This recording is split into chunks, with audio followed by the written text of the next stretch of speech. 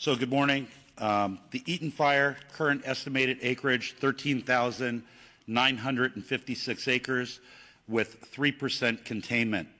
We still have 4,000 to 5,000 structures that may be damaged or destroyed.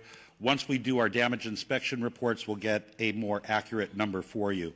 We currently have 1,527 firefighting personnel remaining assigned to this incident.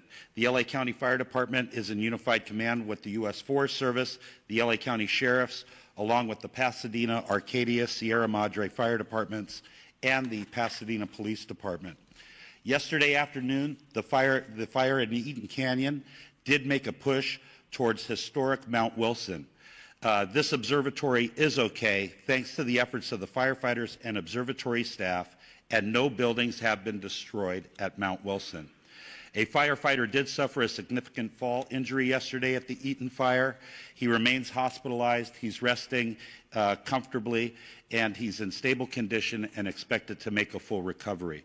The cause of the fire remains unknown, and we will advise the media once we get the cause determined. We are appreciative to our many mutual aid partners from out of state for providing assistance to Los Angeles County in our time of need. Thanks to the increased number of resources assigned, the region is in a much better posture than we were earlier this week. And I have been advised that mutual aid resources from Canada are arriving now. The National Weather Service predicts that the red flag will continue through Friday, or continue today through 6 p.m. However, our priority is also going to be to prepare for the next red flag event that is predicted to begin on Monday. I would also like to provide a brief update on the Canth fire that erupted yesterday near the Victory Trailhead at the border of Ventura and Los Angeles counties. Thanks to the quick action of first responders and aerial assets, the fire has been stopped. It's currently at 1,000 acres. We have 35% containment, and no structures are reported damaged or destroyed. One important topic I want to talk about is that we did have a drone incursion yesterday at the Palisades fire. Unknown exactly what time this small drone hit the wing of our CL-415 Super Scooper aircraft that we currently have on contract from the province of Quebec. The pilots were unaware that they hit the drone. It wasn't until they landed at Van Nuys Airport that the maintenance staff noticed that there was a fist-sized hole in the leading edge of the wing inboard of the landing light. That Super Scooper will be prioritized for repair 24/7. It should be flying Monday.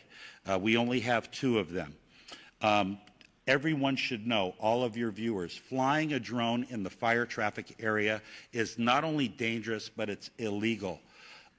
We do have our federal partners behind the scenes are going to be implementing procedures to be able to follow drones in our 2 large fire areas, and they will be able to identify who the operator of that drone is.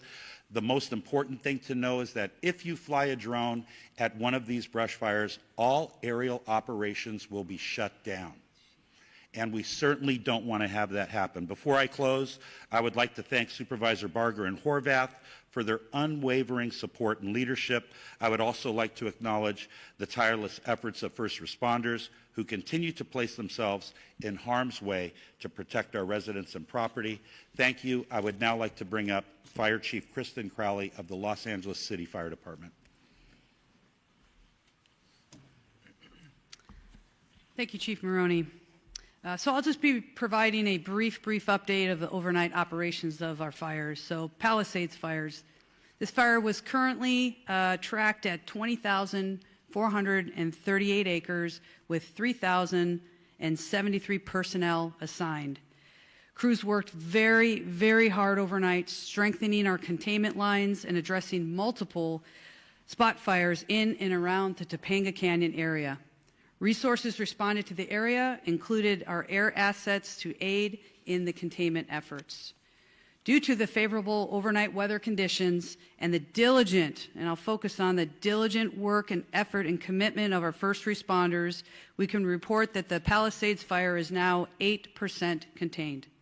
Wind gusts are expected to increase in daylight hours that will test our containment lines. Our firefighters will continue to respond to any flare-ups and increase our containment lines.